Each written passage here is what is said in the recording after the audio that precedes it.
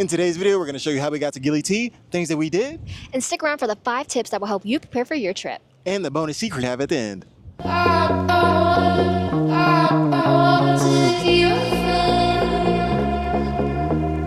First thing to know, the Gilis don't have an airport. The only way in is by boat, and depending on where you are in Bali, you've got a few options. From South Bali, most people leave from Trawangan or Sinor. Please excuse my pronunciation. From East Bali, the main hub is Padang Bai.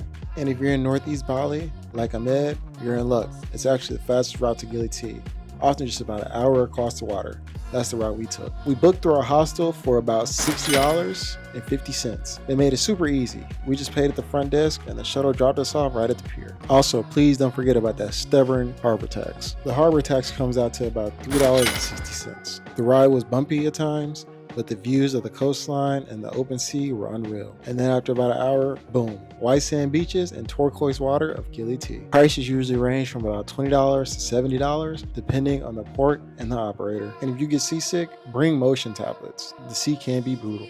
Now, for one of our favorite activities that we've done so far has been to rent a bike and cruise around the island, since there are no cars or motorbikes on Gili T.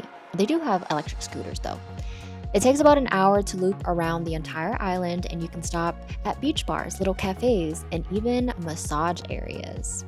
The second activity I highly recommend is to snorkel or dive. I didn't know this then, but you can swim right next to sea turtles at Turtle Point or Turtle Shore, which are on the northern part of the island. And we highly recommend that you swim during high tide, which is in the morning. And there are plenty of places to rent a mask and snorkel. Gili T also has a reputation as the party island. So you'll find live music, beach bars, and late night parties almost every night of the week. And there's pub crawls that we saw. But don't worry, you can also escape the crowds if that's not your scene. And of course, one of the best things to do on Gili T is absolutely nothing. There are plethoras of hammocks where you could have a coconut in hand and watch the turquoise water right in front of you.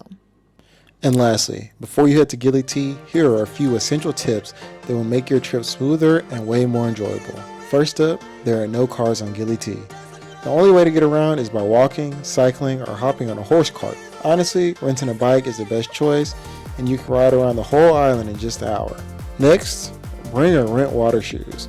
A lot of the shoreline has dead coral, and it can be sharp on your feet when you're getting in and out of the water. Trust me, your toes will thank you. Cash is king here. While some hotels and bars take cards, most smaller shops and beach cafes don't.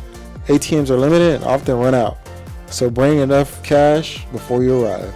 And finally, be respectful of the local culture. Remember, the Gilis are part of Lombok, which is predominantly Muslim. On Gili T, beach wear is normal, but when you visit the mainland and local villages, cover up. No bikinis away from the beach. And fellas, make sure y'all have those shirts on. So, no cars, ride the whole island, protect your feet, bring cash, and always respect the culture.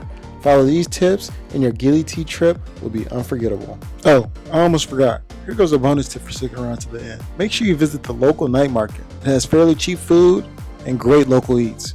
Definitely worth the visit. Don't forget to like, comment, and subscribe. And if you haven't already, check out our playlist of all the countries that we visited in Asia. Thank you for watching.